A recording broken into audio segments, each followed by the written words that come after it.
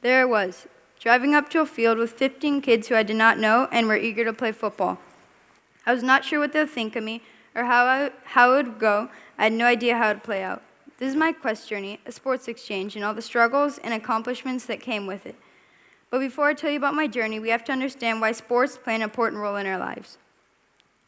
According to Active Norfolk, children who lack access to sports and other meaningful physical activity are at increased risk of diabetes, cardiovascular disease, hypertension, and obesity. Children who do not participate in youth sports are less engaged in school and achieve lower academic outcomes. When you're physically active, your mind is distracted from daily stresses. Being active can help you avoid getting bogged down by negative thoughts. Exercise also reduces the level of stress hormones in your body. While 70% of kids from wealthier families participate in youth sports, a recent New York Times article reports that less than one-third of kids from low-income households do regular exercise. So access to sports depends on the socioeconomic factors. But who is addressing this in Indonesia? I did some research to find out that Borneo football was.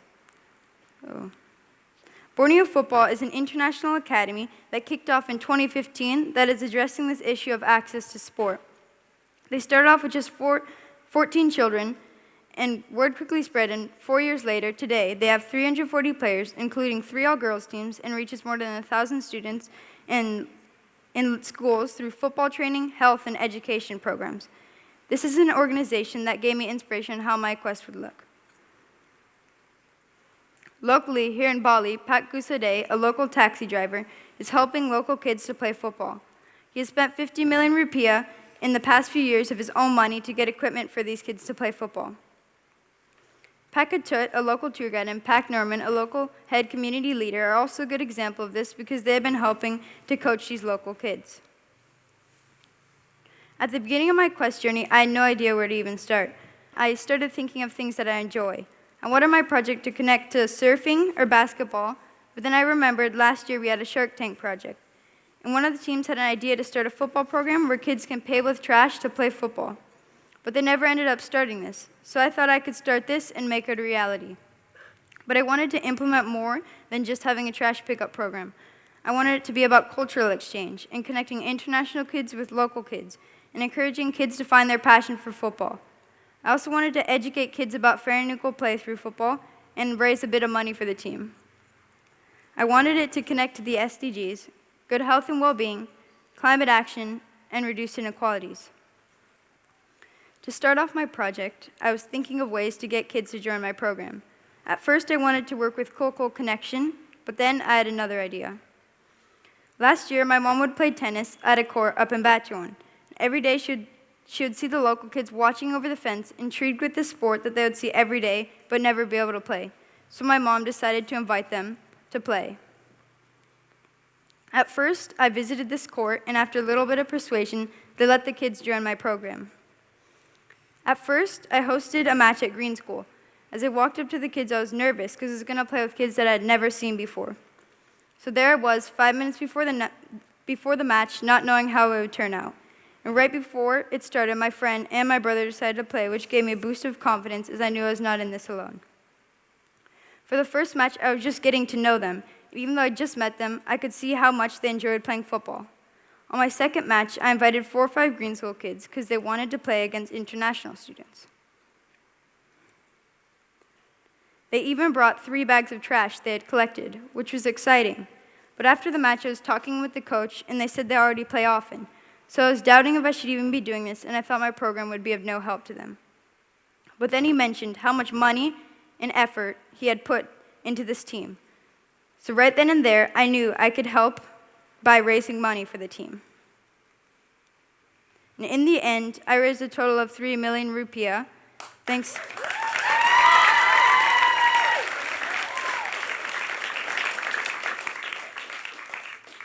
to the great Green School community, and the team was very grateful that now they could buy a new ball, travel for their next competition, and buy nets for their goals.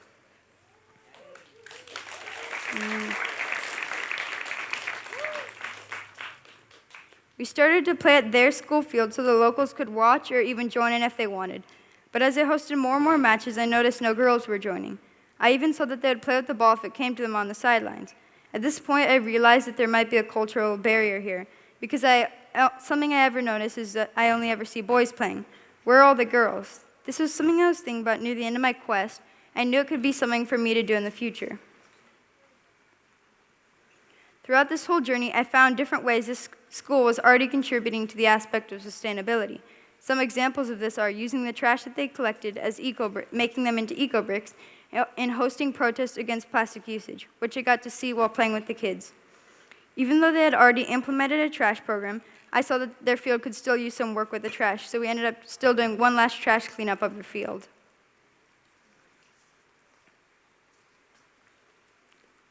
Near the end of my project, I even got recognized by a Spirit of Football organization in which they joined my match with the kids and taught them about fair and equal play. They even invited my team to join their 2-day camp at Green School. Now that I look back at it, it meant so much to me that what I was doing got recognized by an organization that had been running for over 20 years and had impacted the lives of so many.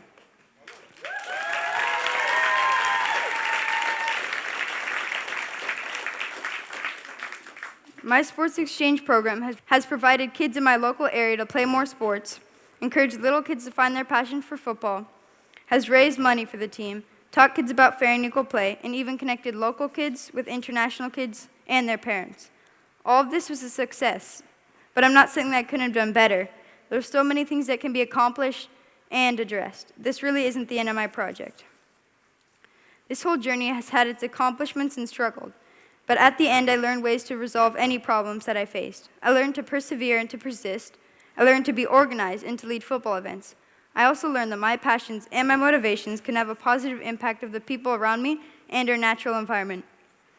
Lastly, I'd like to give a big thanks to Pak Katut, Ibu Emma, Pak Gusade, Pak Norman, Pak Dennis, Pak Sel, Ibu Engine, Ibu Laura, everyone who came to my matches and their parents.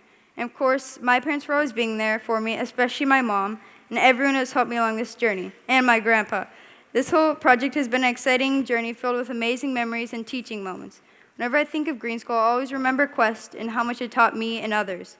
A trophy carries dust, memories last forever by Mary Lou Retton. Thank you.